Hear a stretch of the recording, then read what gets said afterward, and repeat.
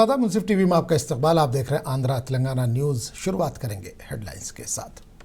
सुर्खियों को पेश करने में ताउन किया है डॉक्टर ऑर्थो ऑयल के साथ साथ डॉक्टर ऑर्थो कैप्सूल्स साथ लेना ना भूलें। तेलंगाना के वज़ीर आला रेवंत रेड्डी आज नरमेटा में पाम ऑयल फैक्ट्री का करेंगे इफ्तिताह। रैतु भरोसा फंड को करेंगे जारी।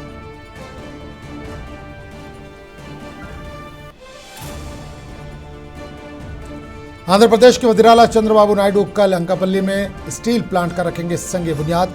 वज़ीर दाखिला अनीता ने तैयारियों का लिया जायजा।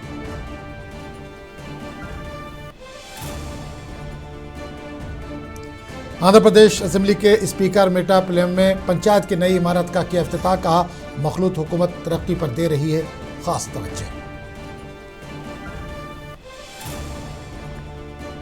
मखलूत हुकूमत अदोनी को सनती इलाके के तौर पर तरक्की देगी।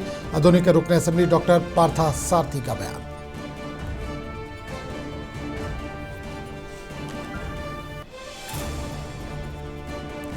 हैदराबाद के कंचनबाग पुलिस स्टेशन के हुदूद में पेश आया सड़क हादसा। एक नौजवान की हुई मौत।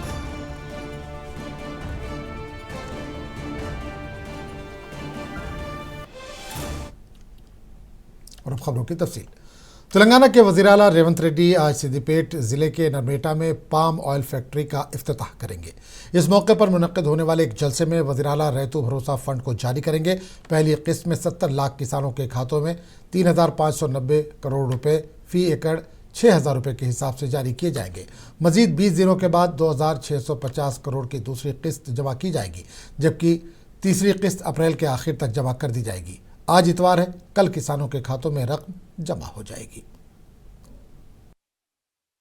శుభవార్త ఈ నెల 22న రాష్ట్రంలో 70 లక్షల మంది అన్నదాతల ఖాతాల్లోకి రైతు భరోసా పైసలు రైతే రాజులా బతకాలన్న ముఖ్యమంత్రి రేవంత్ అన్న సంకల్పంతో 3 విడతల్లో 9,000 కోట్ల పెట్టుబడి సాయం అందివ్వనున్న ప్రజా ప్రభుత్వం. స్థలం సిద్దిపేట జిల్లా నర్మెట్ట. తేదీ మార్చి 22, 2026. आंध्र प्रदेश के वज़ीर आला चंद्रबाबू नायडू कल यानी 23 मार्च को अंकापल्ली में आर्चेला मित्तल स्टील प्लांट का संग बुनियाद रखेंगे। इस ज़िम्न में वज़ीर दाखिला अनीता ने तकरीब की तैयारियों का जायजा लिया। इस मौके पर वज़ीर दाखिला ने इंतजामात के सिलसिले में ओहदेदारों को ज़रूरी हिदायत दी। सिक्योरिटी, ट्रैफिक कंट्रोल और अवामी सहूलियात को यकीनी बनाने पर जोर दिया।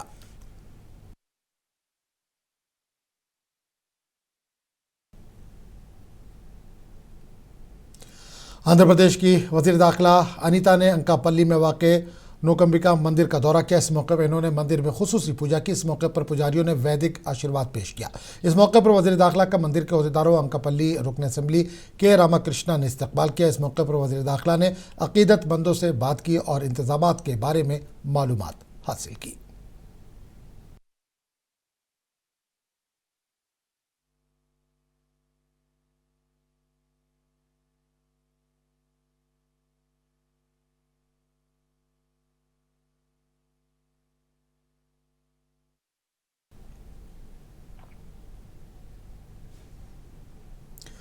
आंध्र प्रदेश की स्पीकर ने मेटापल्लम में पंचायत की नई इमारत का इफ्तिताह किया। इस मौके पर स्पीकर ने बात करते हुए कहा कि मखलूत हुकूमत तरक्की पर तवज्जो दे रही है। गुज़िश्ता हुकूमत के दौरान फंड्स फराहम किए बगैर पंचायत की इमारत की तामीर को दरमियान में ही रोक दिया गया था, लेकिन मखलूत हुकूमत के इक़्तिदार में आने के बाद इन्होंने खुसूसी तौर पर फंड मंजूर करते हुए इस इमारत को मुकम्मल किया।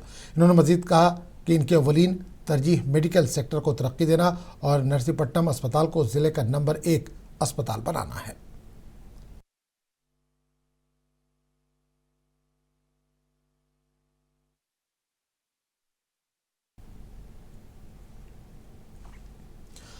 अदोनी के रुकने असेंबली डॉक्टर पार्था सारथी ने एमएलए कैंप ऑफिस में अदोनी हल्के के वीआरओज और सर्वेयर्स के साथ एक इजलास मुनक्किद किया। इस मौके पर रुकन असेंबली ने कहा कि मखलूत हुकूमत अदोनी को सनती इलाके के तौर पर तरक्की देगी। मरकजी हुकूमत ने मुल्क में सनती तरक्की के लिए रियासत आंध्र प्रदेश को 25% हिस्सा दिया, इसलिए वो मरकजी हुकूमत के मशकूर हैं। इन्होंने कहा कि वो अदोनी में सनतों के क़याम के लिए वज़ीर आला, नायब वज़ीर आला और रियासती वज़ीर टीजी भरत से मुलाकात कर चुके हैं। इस वज़ीर आला ने सनतों के क़याम के लिए अराजी की निशानदही करते हुए हुकूमत को तजावीज़ पेश करने की हिदायत दी है। रुकन असेंबली पार्था सारथी ने कहा कि मखलूत हुकूमत सनतों को आधुनी को लाने से सनती मरकज़ में तब्दील करने की कोशिश कर रही है। ఆంధ్ర రాష్ట్రానికి పెట్టుబడులని ఆకర్షిస్తా ఉన్నాం. దేశవ్యాప్తంగా వస్తున్నటువంటి పెట్టుబడుల్లో ఆంధ్రప్రదేశ్కు 25% వాటా వచ్చింది అంటే కూటమి ప్రభుత్వ ప్రతిష్ట, కూటమి ప్రభుత్వం చేస్తున్న ప్రయత్నాలు ఏ స్థాయిలో ఉన్నాయో మీకు తెలుస్తా ఉంది. కానీ కర్నూలు జిల్లాలో కూడా ఓర్వకల్లు ప్రాంతాన్ని మనం బాగా పెద్ద ఎత్తున అభివృద్ధి చేసుకుంటున్నాం. ఓర్వకల్లు అంటే చాలామంది మన ప్రాంతంలో అడుగుతుంటారు. పశ్చిమ నియోజకవర్గాల్లో మన ప్రజలందరూ, ఆదోని ప్రజలు కానీ మిగతా చుట్టుపక్కల వాళ్ళు అడుగుతూ ఉంటారు, ఎక్కడో ఓర్వకల్లు డెవలప్ అయితే ఆదోని ఎలా అభివృద్ధి చెందినట్టండి? ఆదోని రెండవ బాంబేగా ఒకప్పుడు ప్రసిద్ధి పొందింది. ఈరోజు చూస్తే ఒక్క పరిశ్రమ కూడా లేకుండా పోయింది. దీన్ని అభివృద్ధి చేసే పరిస్థితి లేదా అని అంటారు. మనం ప్రజల్లోకి వెళ్ళినప్పుడు కూడా మాకు ఉద్యోగాలు కల్పించడానికి 4 పరిశ్రమలు పెడితే ఆడ మగ తేడా లేకుండా కష్టపడి పని చేస్తామండి అని కూడా చెప్తూ ఉంటారు. నిరుద్యోగులు చాలా ఇబ్బంది పడుతున్నారన్న విషయం తెలిసిందే. నేను ఎమ్మెల్యే అయిన తర్వాత పలుసార్లు ముఖ్యమంత్రి గారిని లేదా మంత్రులను కలిసిన సందర్భంలో వాళ్ళు కూడా తగిన హామీ ఇచ్చారు. కాకపోతే మొన్ననే అసెంబ్లీ సందర్భంగా ముఖ్యమంత్రి గారు కానీ లేదా ఉప ముఖ్యమంత్రి గారిని కానీ లేదా భారీ పరిశ్రమల శాఖ మంత్రి టీజీ భరత్ గారు కానీ వీళ్ళందరినీ కలిసినప్పుడు వాళ్ళు చెప్పింది ఏంటంటే, ఆదోనిలో మంచి ల్యాండ్ చూపించండి, తప్పనిసరిగా మాకు వస్తున్నటువంటి పరిశ్రమలని ఇక్కడికి డైవర్ట్ చేసే అవకాశం కూడా ఉంది, ఆ రకంగా కూడా మా ప్రయత్నం మేము చేస్తాం, మీకు సాయం చేస్తాము అని చెప్పారు. దాన్ని దృష్టిలో పెట్టుకొని ఈరోజు నేను वकाराबाद के वार्ड नंबर 4 शिवारेड्डी पेट मजलिस के काउंसलर सैयद शब्बीर हुसैन और उनके भाई इकबाल सैयद इकबाल की जानिब से म्यूनसिपल इंतखाबात में वार्ड के अवाम की सहूलत के लिए मुफ्त एम्बुलेंस फराहम करने का वादा किया गया था। ईद उल फित्र की खुशी के मौके पर एम्बुलेंस का इफ्तिताह किया गया। इन्होंने कहा कि बिला लिहाज मजहब व मिल्लत वार्ड के ज़रूरतमंद अफराद को मुफ्त में इस्तेमाल करने की इजाज़त है। इस मौके पर वार्ड के तमाम अफराद ने इनका शुक्रिया अदा किया।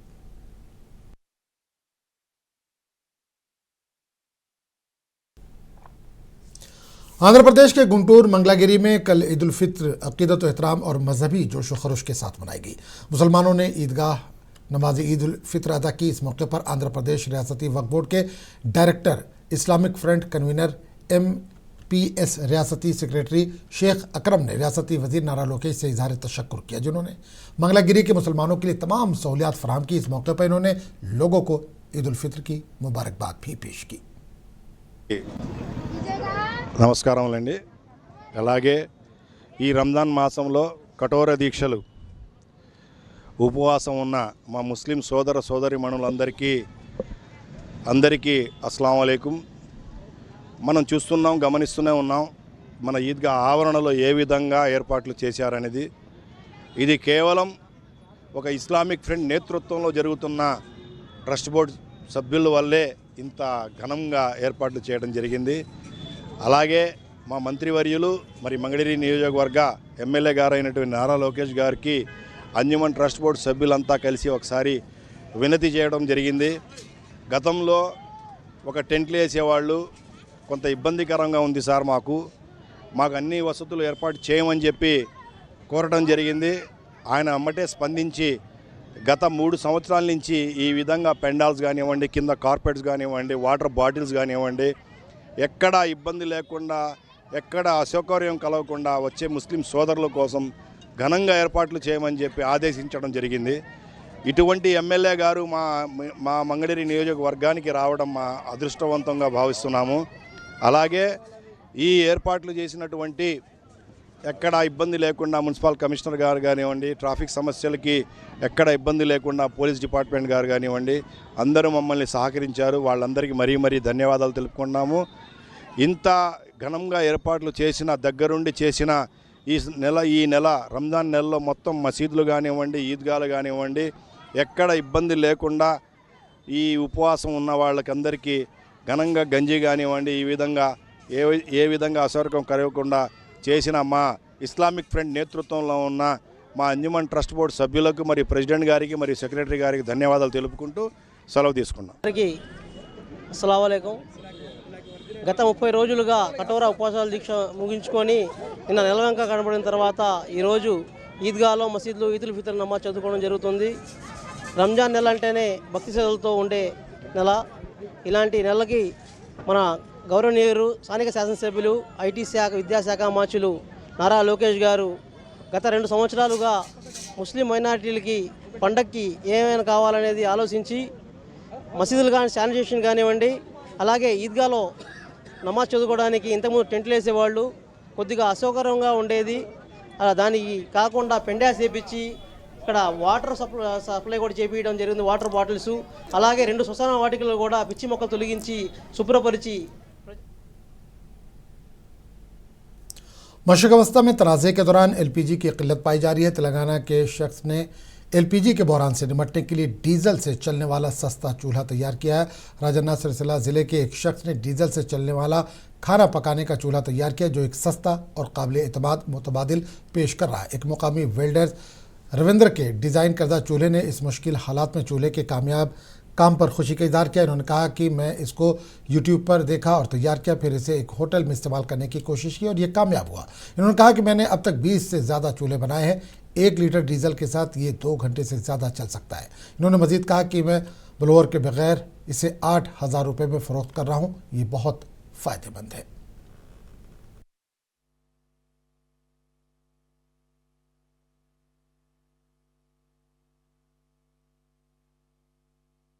యూట్యూబ్లో చూసి తయారు చేశాను.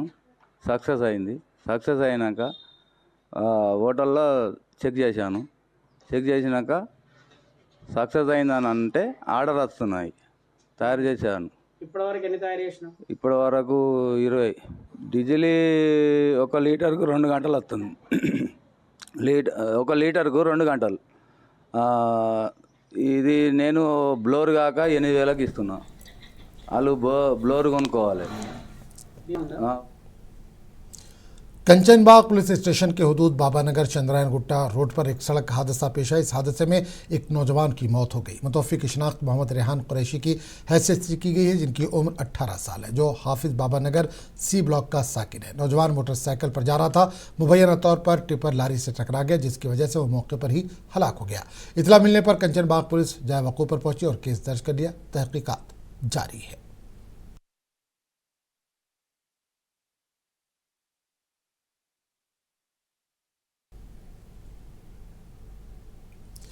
तेलंगाना के करीमनगर जिले में एक सब इंस्पेक्टर ने मुबैना तौर पर खुदकुशी कर ली। Huzurabad assistant commissioner of police के मुताबिक सब इंस्पेक्टर देश चंद्र शेखर यादव अपनी बीवी दिव्या की मौत से मुतालिक तकरीबात में शिरकत के लिए अपनी बीवी के आबाई गांव सितमपेट गया था। मुबैना तौर पर अपने ससुराल की रिहाइशगाह के एक कमरे में गया और अंदर से उसने दरवाज़ा बंद कर लिया और ख़ुद को फांसी लगा ली। इनकी शादी तकरीबन 10 साल कबल हुई थी, जिनके 2 बच्चे हैं। पुलिस ने बताया कि एसआई की बीवी हाल ही में अपनी रिहाइशगाह पर खुदकुशी की कोशिश की थी। वो पेट में दर्द की मुसलसल तकलीफ को बर्दाश्त करने से कासिर थी। शौहर ने बीवी को फौरी तौर पर हैदराबाद के एक अस्पताल मुंतकिल किया, लेकिन वो अगले दिन दम तोड़ गई। पुलिस ने सब इंस्पेक्टर की खुदकुशी पर एक केस दर्ज कर लिया है। तहकीकात जारी है।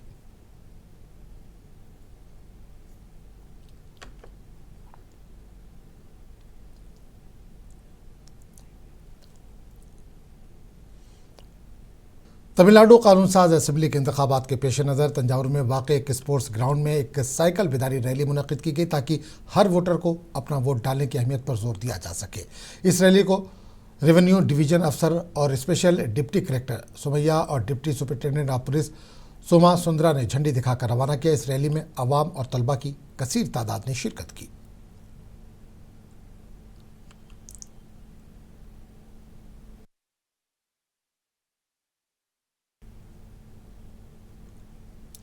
मध्य प्रदेश के भिजंडी में एक हादसा पेश आया। मोटरसाइकिल पुल से नीचे गिर गई। इस हादसे में 4 नौजवानों की मौत हो गई, जबकि जहां बहक अफराद की शिनाख्त अभी तक नहीं हो सकी। पुलिस ने इस मामले में केस दर्ज कर लिया है। तहकीकात जारी है।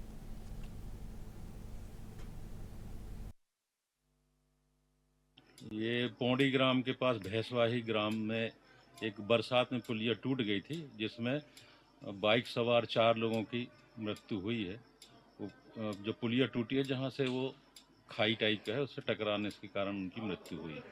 अभी उनकी शिनाख्त नहीं हो पाई। झारखंड के कांग्रेस लीडर व मीडिया इंचार्ज राकेश सिन्हा ने केरला के वज़ीर आला पिनराई विजयन के बयान पर रद्दमल जाहिर किया। उन्होंने कहा कि राहुल गांधी वो लीडर है जो किसानों, नौजवानों और मुल्क के इत्तेहाद और सालमियत की बात करते हैं। कांग्रेस पार्टी ही बीजेपी के खिलाफ आवाज उठा रही है। मुख्यमंत्री को यह पता नहीं कि कांग्रेस ही वो पार्टी है और राहुल गांधी ही वो नेता है।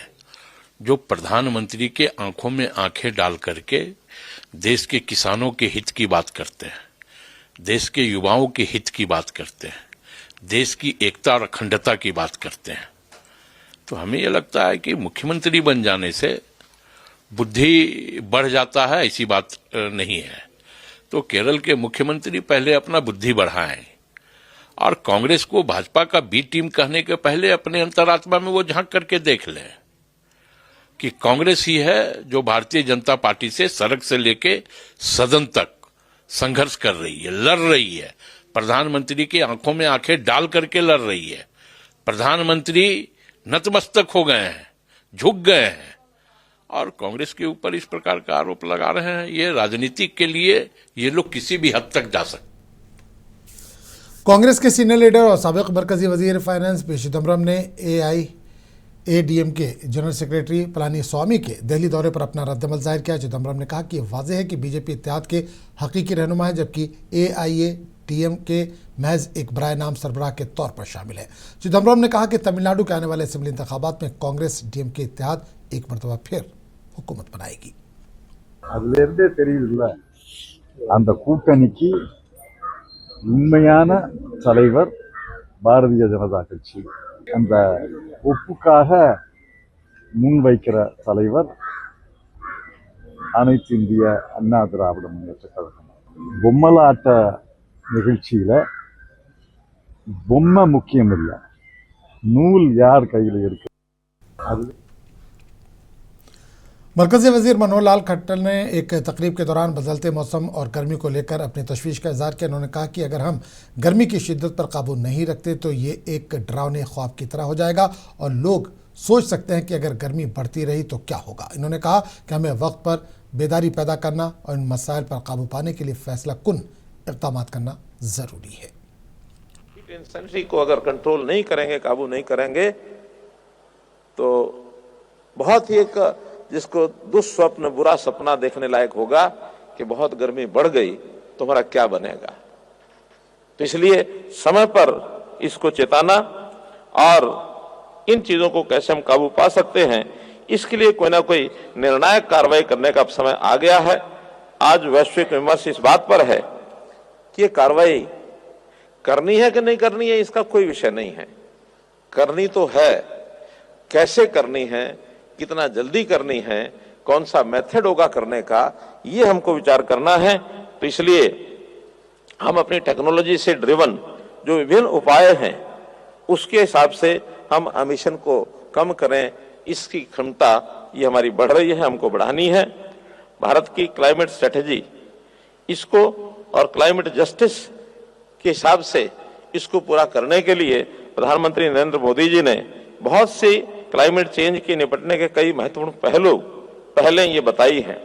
G20 जब इसकी अध्यक्षता हुई, दुनिया के जो देश आपस में मिले, तो उस समय वैश्विक स्तर पर नवीकरणीय ऊर्जा क्षमता यानी आरी को हमको 3 गुना आगे बढ़ाना है, क्योंकि आज फॉसिल पावर के बजाय नॉन फॉसिल पावर यानी आरी, इसके ऊपर भी दुनिया का जोर इसलिए है कि हम कार्बन डाइऑक्साइड का उत्सर्जन कैसे कम कर सकें। इसके लिए न नेशनल लेवल पर ही नहीं, इंटरनेशनल लेवल पर भी बहुत सी मीटिंग्स, बहुत से सेमिनार ये सब हुए हैं। COP28 इसमें भी अपनी मजबूत वैश्विक यानी ग्लोबल स्टॉकटेक, इसका हमने समर्थन किया है। हमने जो पेरिस एग्रीमेंट उसके अंदर भी एनडीज के माध्यम से हमने एक कमिटमेंट किया कि हम 2070 तक नेट जीरो टारगेट को हम पूरा करेंगे, ताकि उस समय हम अपने बिजली की व्यवस्था अथवा अन्य कार्बन डाइऑक्साइड का जो उत्सर्जन है उसको हम एक लिमिट में रख करके 2070। कांग्रेस के सीनियर लीडर और रुकन पार्लियामेंट तारिक अनवर ने मथुरा वाक़े पर अपना रद्दमल जाहिर किया। तारिक अनवर ने कहा कि हमारे मुल्क में कानून है और पुलिस है, अदालत है, इसलिए अगर किसी ने किसी का कत्ल किया तो उसे कानून के तहत सख्त सज़ा मिलनी चाहिए। देखिए, गलत है। हमारे देश में कानून है, पुलिस है, अदालत है। उसके अगर किसी ने ऐसी हरकत की है, किसी ने अगर किसी की हत्या की है तो उसको जो कानून के अंतर्गत सज़ा मिलनी चाहिए। बाकी पूरे शहर को या पूरे आबादी को परेशान करना उचित नहीं है। देखिए, ट्रम्प साहब को सेटबैक हुआ है। पहली बार नाटो के देशों ने उनका साथ देने में जो वो जिस प्रकार से दादागिरी कर रहे हैं, उस दादागिरी में लोग शामिल नहीं होना चाहते हैं, तो उनको उनके खिलाफ वो स्टैंड ले रहे हैं या बोल रहे हैं। तो मेरा ख्याल है कि नाटो के देशों ने सही फैसला लिया है। देखिए, ऐसा है कि प्रियंका जी क्या कर सकती है? अगर कोई तय कर ले, कोई मन बना ले कि हमको पार्टी छोड़ना है और कोई किसी तरह का अंडरस्टैंडिंग हो जाए किसी भारतीय जनता पार्टी के साथ या किसी पार्टी के साथ, तो वो तो उनका एक तरह से माइंड सेट है।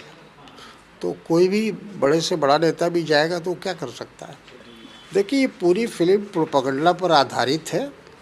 एक तरफ है जो अल्पसंख्यक समुदाय है, मुस्लिम समुदाय है, उसके खिलाफ नफरत घृणा पैदा करने की कोशिश है, और दूसरी तरफ पे प्रधानमंत्री और भारतीय जनता पार्टी को जस्टिफाई करने की कोशिश है। तो इस बुलेटिन में फिलहाल इतना ही। अगले बुलेटिन में आपसे फिर मुलाकात होगी। आदाब।